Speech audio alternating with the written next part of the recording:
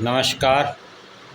निःशुल्क ज्योतिष परामर्श केंद्र में आप सबका स्वागत है। आज दिनांक 22 मार्च 2025 शनिवार। जैसा कि कल हमने चर्चा की थी कि 30 मार्च 2025 को ब्रह्मांड में जो ग्रहों का गोचर होने जा रहा है उसका किन किन लोगों पर किस प्रकार से प्रभाव दिखाई देगा।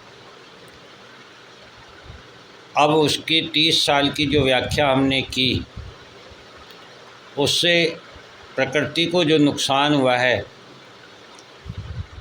उसको आज समझते हैं। सबसे पहले हम शनि ग्रह को समझते हैं, क्योंकि शनि ग्रह से सभी लोग डरते हैं। इनको काल का कारक ग्रह मानते हैं, अर्थात दुख, पीड़ा, मृत्यु का कारक ग्रह मानते हैं। लेकिन वास्तविकता इसके बिल्कुल विपरीत है, भिन्न है। शनि महाराज कर्मदाता हैं और कर्म फलदाता हैं, अर्थात शनि महाराज को कर्म कराने की प्रेरणा देना, जिसमें धर्म हो, डेडिकेशन हो,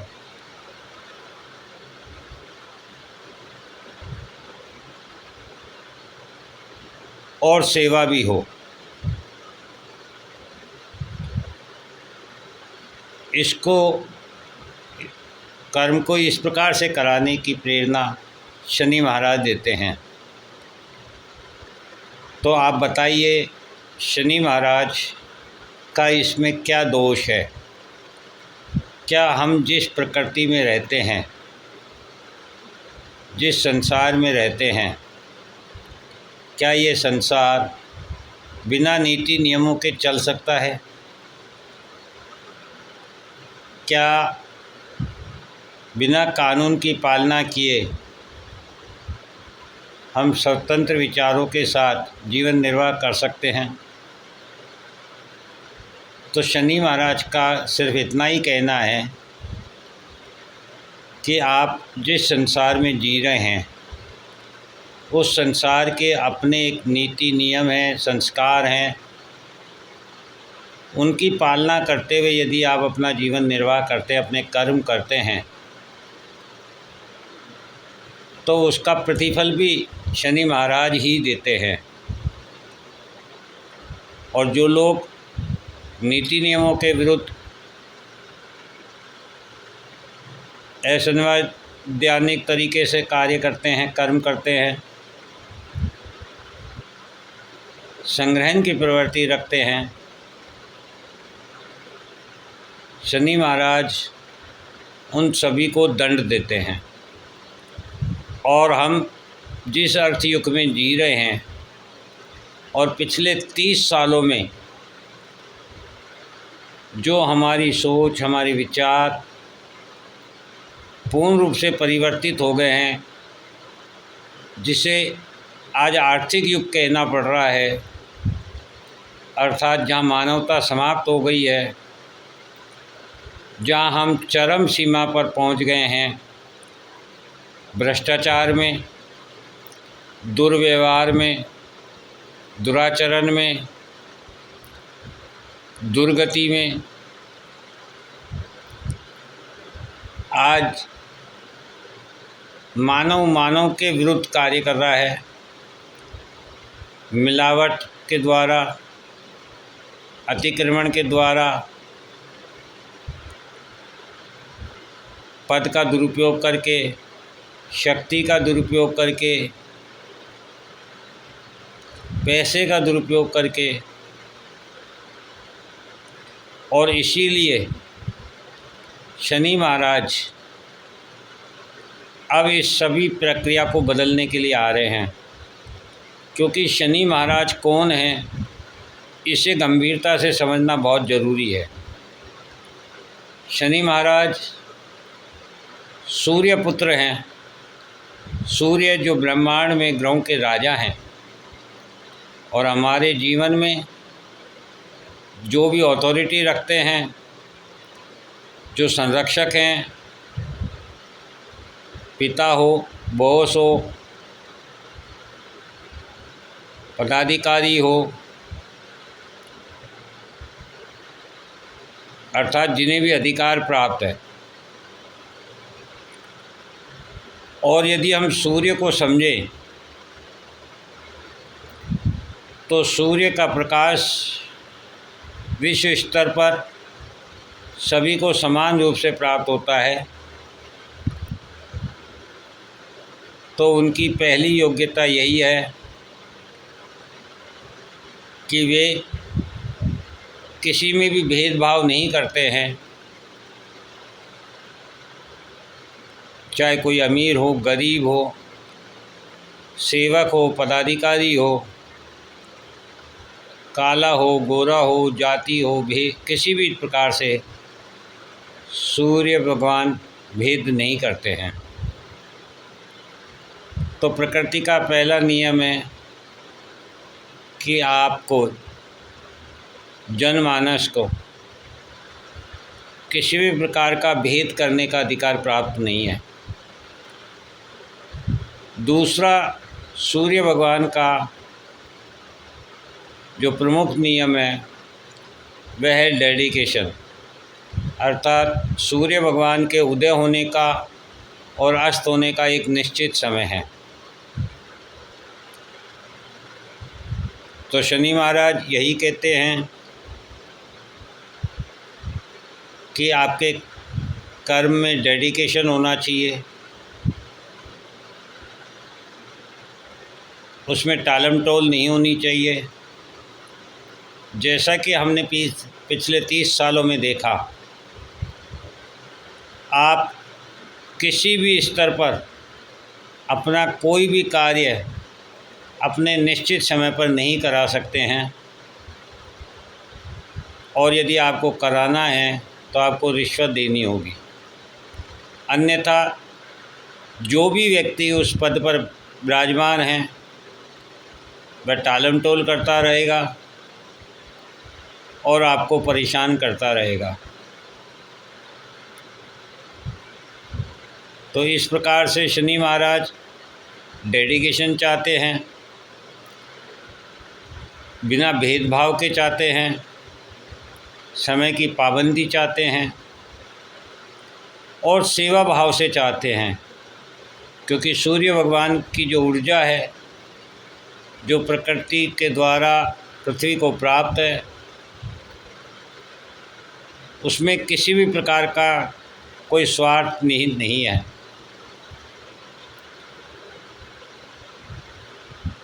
तो केवल 3-4 नियम जो हमारी प्रकृति के द्वारा प्रदत्त किए गए हैं हमें, कि पहला, हम समय के पाबंद बने, दूसरा, किसी में भेदभाव ना करें, तीसरा, सभी को समान समझें, और चौथा, निस्वार्थ भाव से सेवा करें। तो जिसके पास जो है वह वही दे सकता है। अब जरूरी नहीं, सूर्य भगवान के पास ऊर्जा है, प्रकाश है, तो वे प्रकाश देते हैं, ऊर्जा देते हैं। इसी प्रकार से प्रत्येक जनमानस के पास भिन्न भिन्न प्रकार से कुछ ना कुछ जरूर है, चाहे पैसे से हो, पद से हो, प्रतिष्ठा से हो, मान सम्मान के साथ हो, अपने कर्म के द्वारा हो, सेवा भाव से हो।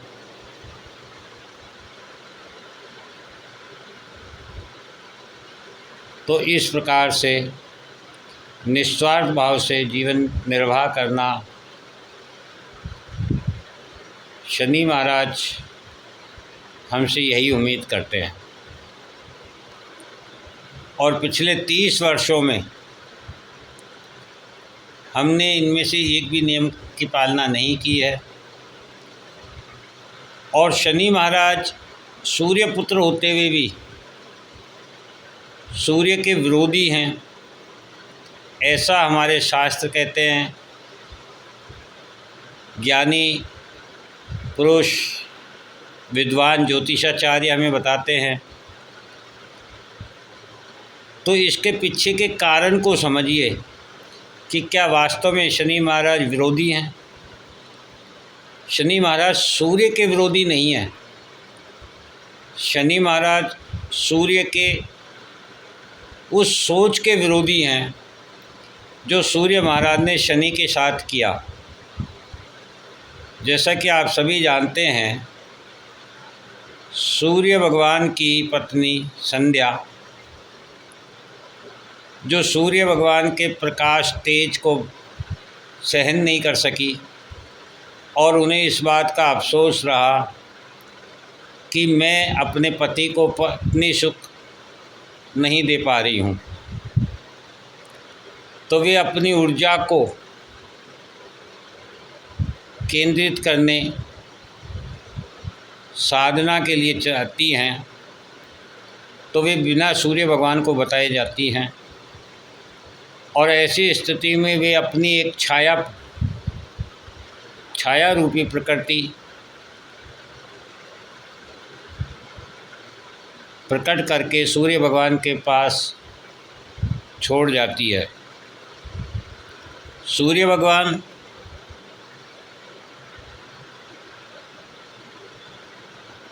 छाया को देखकर संध्या समझते हैं और छाया से शनि महाराज का जन्म होता है। चूँकि छाया जो है वह अंधेरा है और इसीलिए शनि महाराज का जो स्वरूप है वह काला है। सूर्य भगवान शनि महाराज को काला देख करके उन्हें अपना पुत्र मानने से मना कर देते हैं। वे कहते हैं कि मेरे में इतनी चमक है, इतनी ऊर्जा, इतना प्रकाश है, तो मेरा पुत्र ऐसा काला और अंधेरा नहीं हो सकता। और जब संध्या वापस आती है तब उन्हें पता चलता है कि ये तो पत्नी भी मेरी नहीं है, ये तो छाया है। तो वे उसे पत्नी मानने से भी इनकार कर देते हैं और शनि महाराज सूर्य भगवान के इसी कृत्य के विरोधी है। वे कहते हैं कि आप यदि तेजस्वी हैं, प्रकाश है, ऊर्जा है आप में, और मुझ में यदि छाया का स्वरूप है, काला रंग है, तो आप मुझे अपना पुत्र मानने से इनकार कैसे कर सकते हैं। अंश तो मैं आप ही का हूँ। तो ये जो भेद किया सूर्य भगवान ने रंग रूप के कारण, उसके विरोधी हैं। और दूसरा, जो उनकी माता को, छाया को पत्नी मानने से इनकार किया, वे इस नियम के विरोधी हैं। और इन्हीं दो कारणों से शनि महाराज रिश्तों में विश्वास नहीं करते। उनका मानना है कि रिश्ते स्वार्थ के वशीभूत होते हैं। जब तक आपका स्वार्थ होता है आप उन रिश्तों की पालना करते हैं, और जैसे ही आपका स्वार्थ पूर्ण हो जाता है आप रिश्तों से विमुख हो जाते हैं, रिश्तों को छोड़ देते हैं। इसीलिए सूर्य भगवान से जब शनि महाराज नाराज हुए तो गुरु बृहस्पति के द्वारा शनि महाराज को देव स्वरूप प्रदान करके उन्हें ये वरदान दिया कि आज से प्रकृति में जितने भी कर्म हैं उन कर्मों को कराने की जिम्मेदारी आपकी है, क्योंकि आप नीति नियमों की बात करते हैं, परार्थ की बात करते हैं, सेवा की बात करते हैं, डेडिकेशन की बात करते हैं। आप में वे सभी गुण उपलब्ध हैं जो सूर्य भगवान में हैं। तो आप कर्मदाता भी आप होंगे और कर्म के फलदाता भी आप ही होंगे। जैसा आप निर्णय करेंगे जनमानस को वैसा ही फल प्राप्त होगा। तो आप देखिए, जो हमारे 12 राशियां हैं, 12 भाव हैं, उसमें 9 नंबर और 12 नंबर गुरु बृहस्पति की हैं, और इनके दोनों के बीच में 2 राशियां जो हैं 10 नंबर और 11 नंबर, इन दोनों के स्वामी शनिदेव हैं। 10 नंबर से हम कर्म देखते हैं, क्षेत्र देखते हैं, और 11 नंबर से हम कर्मफल देखते हैं। तो इस प्रकार से गुरु देव ने अपने वरदान के द्वारा शनि महाराज को कर्मदाता और कर्मफलदाता का वरदान प्रदान किया है। और शनि महाराज उसी वरदान की पालना करते हुए जनमानस को तपस्या के द्वारा, तप के द्वारा, कष्टों के द्वारा इतना मजबूत बना देते हैं कि वे व्यक्ति मोक्ष और मुक्ति प्राप्त कर सकता है। तो जब तक व्यक्ति को इस चीज़ का एहसास नहीं होगा कि ये बंधन झूठे हैं, ये रिश्ते भ्रम हैं, धोखा है, ये अर्थ, ये व्यवस्था, ये सब भ्रम हैं, तो इनसे बाहर निकालने के लिए जो वे रास्ता इख्तियार करते हैं वह हमें कष्टदायी होता है, और इसीलिए हम शनि महाराज से डरते हैं। तो शनि महाराज सौरमंडल में सबसे दूर स्थित ग्रह हैं, जहाँ सूर्य का प्रकाश नहीं पहुँचता है, और जहाँ सूर्य का प्रकाश नहीं पहुँचता वहाँ पानी जम जाता है, बर्फ़ बन जाता है। अर्थात शनि महाराज बर्फ़ है, और बर्फ़ पानी से के जमने से बनती है, अर्थात वे अंदर से कोमल हैं, शीतल हैं, किंतु बाहर से बर्फ़ की तरह सख्त हैं, और बिना शक्ति के नीति नियमों की पालना नहीं कराई जा सकती है।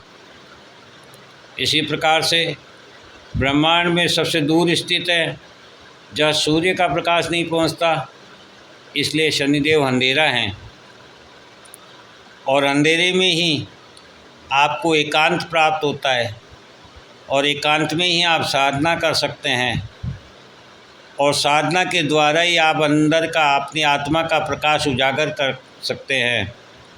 और शनिदेव यही चाहते हैं कि ये बाहरी प्रकाश से आप दूर रहिए और अंदरूनी प्रकाश को उत्पन्न कीजिए, महसूस कीजिए, और अपनी दृष्टि को अंदर के प्रकाश से प्रकाशित कीजिए। फिर सूर्य भगवान जिस प्रकार से राजा है ब्रह्मांड में, और राजा का काम होता है प्रजा का पालन करना, तो शनिदेव चाहते हैं कि आप नीति नियमों के अंतर्गत रहते हुए अपने धर्म के अनुसार कर्म करें, और उसमें सेवा भाव हो, परार्थ हो, स्वार्थ निहित नहीं हो। तो निश्चित रूप से आप इस प्रकृति के अनुसार अपना जीवन निर्वाह कर सकते हैं, और आपको शनिदेव दंड देने के स्थान पर प्रतिफल स्वरूप मोक्ष और मुक्ति का मार्ग प्रशस्त कर सकते हैं। तो पिछले 30 सालों का जो हमने आपको बताया कि जो हमारे विचारों में बदलाव हुआ है, इन्हीं विचारों को बदलने के लिए ये 30 मार्च 2025 को ब्रह्मांड में ग्रहों का गोचर होने जा रहा है, जो ये बता रहा है कि हमें समय का पाबंद होना चाहिए, नीति नियमों की पालना होनी चाहिए, धर्म अनुसार कर्म होना चाहिए, और सेवार्थ होना चाहिए। यदि इन 4 नियमों के अंतर्गत हम अपने जीवन का निर्वाह करेंगे तो हमें दंड नहीं बल्कि प्रतिफल के स्वरूप मोक्ष और मुक्ति प्राप्त होगी। इस प्रकार से आज हमने शनिदेव की विस्तृत व्याख्या की। जय हिंद, जय भारत।